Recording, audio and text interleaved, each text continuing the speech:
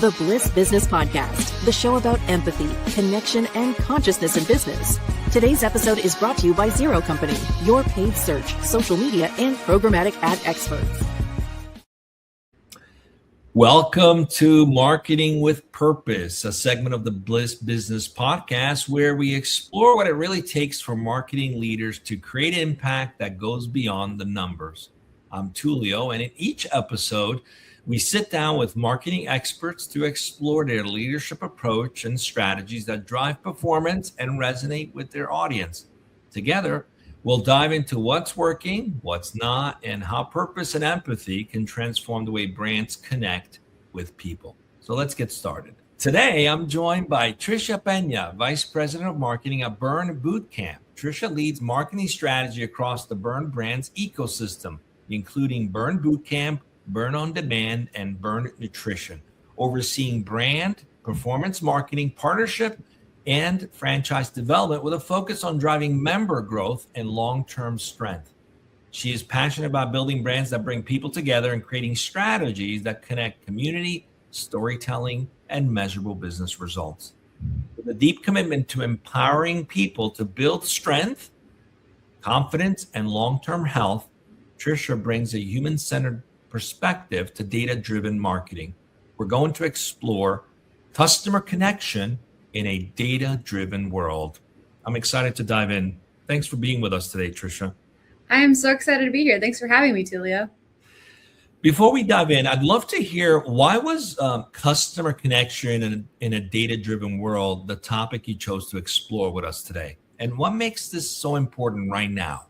Yeah, no, at Burn Bootcamp, we're an emotional brand, and with our members, we call ourselves Burn Nation. When you've been touched by the brand, there's just something inside of you that shifts, and that's something that you can't use data to identify. That's all through emotion. However, through strategy, it's important that we're leveraging data to make decisions. So for us, and what we're trying to do is we want to make an impact on the world. We want people to live longer, happier, healthier lives. And that's all through connection, human connection, through community. Again, one of our superpowers is our community. Burn Nation is an incredible community, and that's outside of anything that's data connected. So that's really why I wanted to focus in on that, because now, especially with just everything in the world, it's heavy, it's hard, right? And we want people to come to us. We are an inclusive space where you can come to us. We open our arms to anyone and everyone, again, to move their bodies in the way that is intentional for them and to live a longer, healthier, happier life. I love it. Data only tells part of the story. Yeah. It usually tells you the decision that was made, but it doesn't tell you the intention of the why it was made. So that's always an interesting. Sometimes it does if you've got enough of that information. But the challenge is CMOs or VPs of marketing, they're often pulled between near-term campaign results and long-term brand building. So how do you ensure your marketing strategy stays aligned with the company growth goals? And where do you find the biggest friction points in making that happen?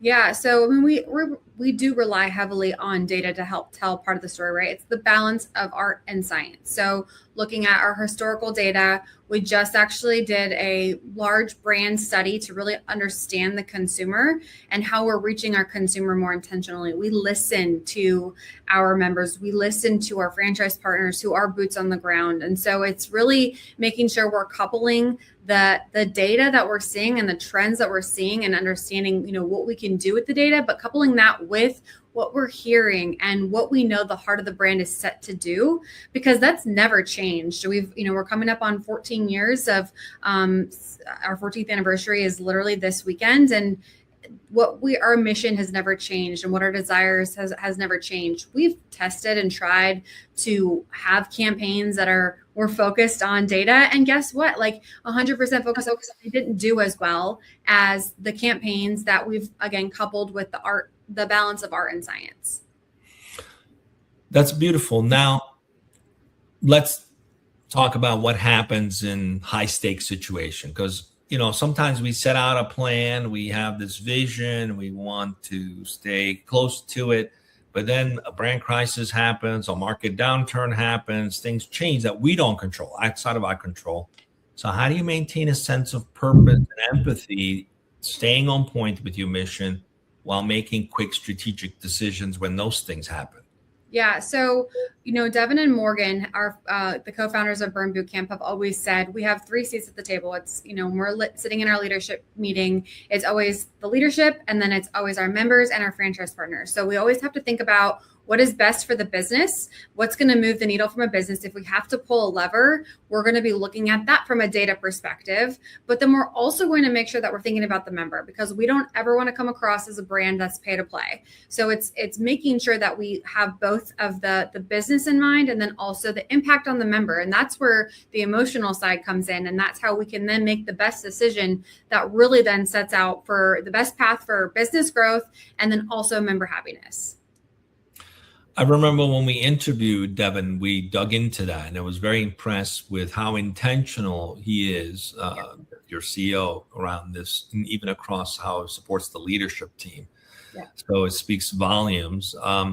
But now let's go into a little bit of the go-to-market execution across your teams. When you're launching a new product or a new franchise location or entering a new market, which in the franchise industry, you're pretty much entering new markets all the time. Yeah. What's been your most effective way to align sales, product, and customer success teams? And where does that alignment tend to break down from your experience? Yeah. So, on the marketing team right now, we have our performance marketing, we have brand marketing, and we have our partnerships and event marketing. And within the last 18 months, we've really been trying to better understand our go-to-market strategy and really understand how we can have our marketing teams work more closely together and not in silos. Because what I always like to say is our performance marketing team is really, it's a rocket ship, right? And then the brand and the partnerships, that's the fuel that feed the performance. So we really need to rely on our performance team. They're the ones looking at our campaign data. They're looking full funnel. They're understanding, what lead segments are activating the most. How are we using and pulling in behavior data? What's the type of content that we need to use for each of our personas, depending on their behaviors in the gym. So we've done a lot of building over the past 18 months, and we're always learning. I think that's something that's the marketers out there know. The marketing landscape's continuing to change. It's always changing. AI is here. We're in it. We're learning. We're testing. We're learning on a daily basis. So I can't say that we've figured it out completely, because I feel like the minute that you think you've got it, something in the landscape changes. But that also is like the best part about marketing is there's never a dull moment. There's always something more you can do. And that's what I challenge my team with too. It's like, yeah, that might've been a home run and that's great, but like, we got to do it different next. Like, how are we going to do it better? Like, let's continue to level up. And then even if, it was a miss, it's like, okay, we learned a lot from that. Let's make sure we take those key learnings and apply it to the next, go-to-market campaign. I love it. And you said something key. It's really, I think this is an opportunity for a lot of CMOs in some cases that it's a miss, like to really remove the silos, because all the friction that exists in business usually tends to be because of the silos. So if one person in partnership with the CEO, because you need a good CEO that gets it, right? And I think that Devin gets it, right? Not all CEOs get it, but it makes the life of a CMO or head of marketing a lot easier when they understand that, hey, my job is to coordinate all these things, make sure we're in alignment. So love to hear how you guys are doing that. Now, since you're very data-driven, but you're also people-driven, there's that balance of the art and science, as you said. Can you share a time when perhaps a customer feedback or behavior data completely shifted your campaign direction? And what did that teach you about balancing intuition and analytics, or the art and science? Yeah, this actually just recently happened. We last year had a campaign. We had a lot of feedback that we needed to lead with our fitness product. I mean, that is our product. Devin is our visionary, and Morgan Klein, his wife, is our CEO. And so, they do a really good job. They're in the business. They understand it. And we were hearing this feedback. So we went to market with a fitness campaign. I've said this at the beginning of this podcast, but we're an emotional brand. Our mission is to inspire, empower, and transform the lives of women and their families. And yes, again, fitness is our product. That's not what we lead with, especially when we think about top of funnel and who we service, our members who we service. I mean, we have different personas that we target, but we need to lead with what is at the heart of Burn Bootcamp, and that's community. That's the emotional side. And so this campaign that we launched, that we led with fitness first, it didn't work. We did something different, and we listened to the data, we listened to the feedback, and it didn't work. Where we know our sweet spot is it's different at every level of the funnel. And that's, is a key learning for us, is making sure that we maintain who we are at top of funnel. We introduce ourselves. Those initial touch points are so important, that we don't want to come across as a, fitness company that people feel intimidated to come join. So top of funnel, we lead with that emotional storytelling, those transformations that are super powerful. We have our transformation stories 9 times out of 10. They start with, I was looking to lose, some weight or gain some muscle, but what I gained on top of that was confidence. I gained a new, the self-confidence in me is something that I never thought I could have again, and so that's what we learned, is top of funnel, emotional all the way through it. But then middle funnel, bottom of funnel, when we talk to our members, that's when we lead in with our product, because that's what they're coming for. And that's what they're excited to show up every day to camp to go do. So I would say that would be my example.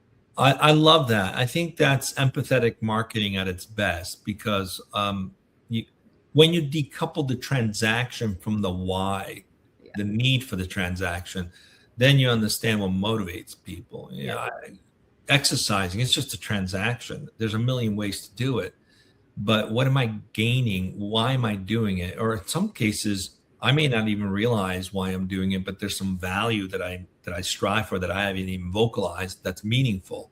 Yeah. And that's, to me, that's really being empathetic, understanding the why, that motivates people. I love that. And it's a tough thing to balance, you said. So let's dig in a little bit on what's worked, because ultimately at the end of the day, we want to turn all this into a revenue engine, right? Ultimately, as marketers, everything is judged on, have you generated value for the business, right? So what's worked best for turning marketing into a revenue driver at your company? And where do you still see gaps, like in CRM or lead tracking or sales alignment, that makes it hard sometimes to measure that success? Yeah, I think for us right now, we are focused on not only top of funnel brand awareness. That is something that we're chasing after on the daily, and trying to figure out how to best use AI and, the data to get better targeting. But then it's also retention. And how do we, again, we're an emotional brand. We create emotional connection with our membership base, with Burn Nation. And so for us, it's trying to make sure that we are understanding our member, so that way they stay with us. And then also use that. I mean, referral culture at Burn Bootcamp is incredible. Because, and I think if you are an emotional brand, you're leading an emotional brand, that is your superpower, is that the referral lead is going to be your strongest lead. And so it's how do we understand our members even more, so that way they want to go and bring their friends and family to Burn Bootcamp. So it's a little bit of, a flywheel, if you will, effect of how are we taking these different lead segments and nurturing them the way that we need to nurture them through the funnel, so we can create that faster funnel velocity. And then ultimately, at the end of the day, more revenue for our franchise partners, because that's the goal. How do you keep that aligned? So for some VP of marketing or CMOs are like, yeah, that sounds great, but I have a hard time with that, keeping that aligned and just making sure I'm measuring every step of the way, because I have to produce my outcome for the board, right? So what's worked for you? Do you have a system you use that's working for you? Give us the secret sauce. That's where data and dashboards have been obviously instrumental for us. We have a really great relationship with our technology team. I do think back to the silos, when we've seen a tremendous growth from a revenue perspective, it's when our internal teams are working together, right? We're not working in our own silos, and marketing and technology, we have to work together. And so we've really partnered with our tech team.